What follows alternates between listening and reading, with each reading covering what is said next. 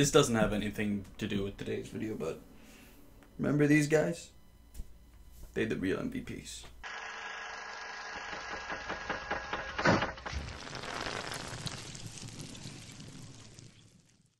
Hello and welcome to Simon's Rants. I'm Simon, and today we'll be talking about Edgar Wright, specifically his endings. Now, you may not know the name Edgar Wright because he isn't exactly mainstream, but he hasn't made a bad movie yet. In fact, he hasn't made an okay or good movie. He only makes great movies. Those movies are Shaun of the Dead, Hot Fuzz, Scott Pilgrim vs. the World, The World's End, and Baby Driver. Now, those first four movies are all comedies, and they're a specific brand of comedy that's unique to Edgar Wright. And I could go on for hours about each one of those movies individually, but I want to focus today specifically on how he ends his movies. The way he ends his movies is a mockery of the typical Hollywood ending to a blockbuster. You know what kind of endings I'm talking about. The good guy gets off free for whatever crimes he's done because he's the good guy. He ends up getting the girl. The bad guy ends up dying or going to jail. Everything always works out perfectly in the end, right? Well, that's what Edgar Wright noticed in these movies, and so that's what he makes fun of in his own movies. In his comedies, he completely tears apart this idea. But the beautiful thing is that he does it so subtly that you don't even notice if you're not looking for it. If you're a film fan, you'll notice it and enjoy it for how clever and funny it is. But if you're just an average moviegoer, you'll still enjoy it because, hey, it's a happy ending. Hey, it's a happy ending. Now in this video, of course, I'm going to be talking about endings. So if you haven't seen any of these movies and you don't want it spoiled, then stop watching. Or you could just mute it and let it keep playing so I'll get the full credit for review. Thanks. First off, we have Shaun of the Dead, which takes place during a zombie apocalypse. We have Simon Pegg and Nick Frost as best friend main characters who are trying to survive the apocalypse as basically bumbling idiots. By the end of the movie, Nick Frost gets bitten and turned into a zombie. But it's okay because guess what? Simon Pegg locks him up in the basement and they can still play video games together. Isn't that happy? No! Not at all. He is brain dead. He is not a friend anymore. He is a zombie slave now at this point. If you think about it, it's pretty obvious it's not really a happy ending, but it's so subtle that you can mistake it for one. In the next movie, Hot Fuzz, once again we have Simon Pegg and Nick Frost as the two main characters. They're cops in a small town that ends up being completely overrun by a corrupt cult. There's a massive shootout at the end of the movie and Simon Pegg is shooting all the bad guys. But then in the next scene after that, you see him getting them all mugshotted and doing the paperwork as he puts them in jail. So none of them actually die. But wait, there's one more bad guy and he sets off a bomb in the police headquarters, blowing it up entirely. But then we cut to later and once again, nobody's died at all. This is probably actually Edgar Wright's most subtle ending. The average viewer has no chance of getting this. You just expect that it's just like every other blockbuster, where people are just invincible to explosions and getting shot for some reason. And this parodies that beautifully. Beautifully! Mwah! I'm not funny, I apologize.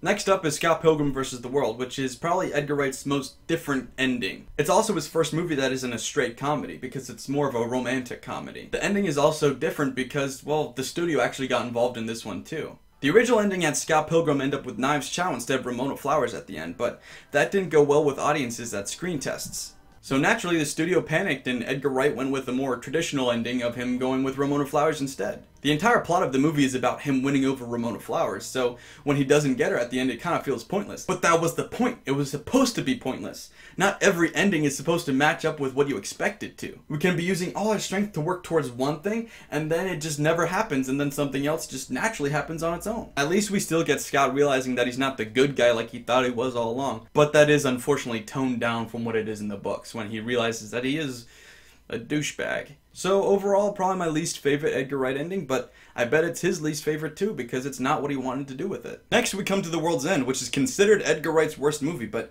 I don't think that's justified. Throughout the movie, Simon Pegg's character is described as not being able to adapt to be an adult in this kind of world. But after the alien invasion starts, everything's kind of just pushed to the side for a while. Then at the end of the movie, you're expecting that everything will be able to return to normal, right?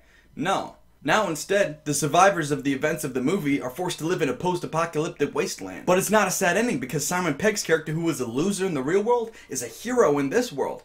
He's the only one who actually knows what he's doing. Now this ending is Edgar Wright's least subtle ending. There's no way you could possibly mistake this for a happy ending even though it's presented that way. But I think that's also why the fewest people like it. The people who are already in on the joke enjoy it and think it's funny. In my opinion, it's the best version of the joke. But the people who never got the joke before see it and go, well, that's not a good ending, and they don't like it anymore. So by handling the joke the way Edgar Wright did, he ended up losing half of his audience. It's not a bad thing that he told the joke the way he did, but because of it, some of his ratings suffered. Now, to be able to make fun of somebody for doing something poorly is one thing, but to be able to actually do it and do it well is something else entirely. You learned to dance like that sarcastically? Yeah, I guess. And I believe that's why Edgar Wright's next movie wasn't a comedy. Not that Baby Driver isn't funny, but that's not its top priority. It's a romance and action movie first and foremost. Comedy comes third. Up until that point, Edgar Wright had made his entire career of making fun of people for not doing movies well. So then he actually did a movie and did it well. And I absolutely love Baby Driver because it falls into all of those cliches.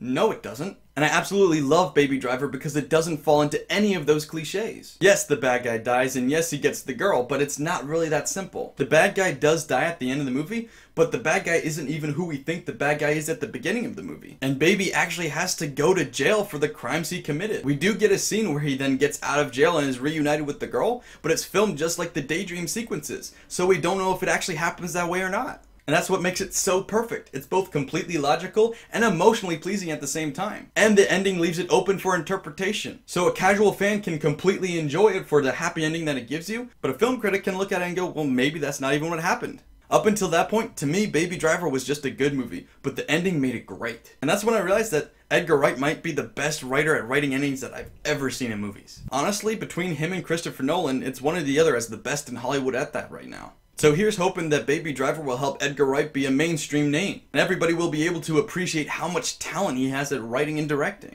So is The World's End his worst movie? Maybe, but honestly all of his movies are so good it's impossible to choose. I need a good ending for this video. Edgar Wright would be able to come up with a good ending for this video. I'm Simon from Simon's Rants, and that was my rant for today.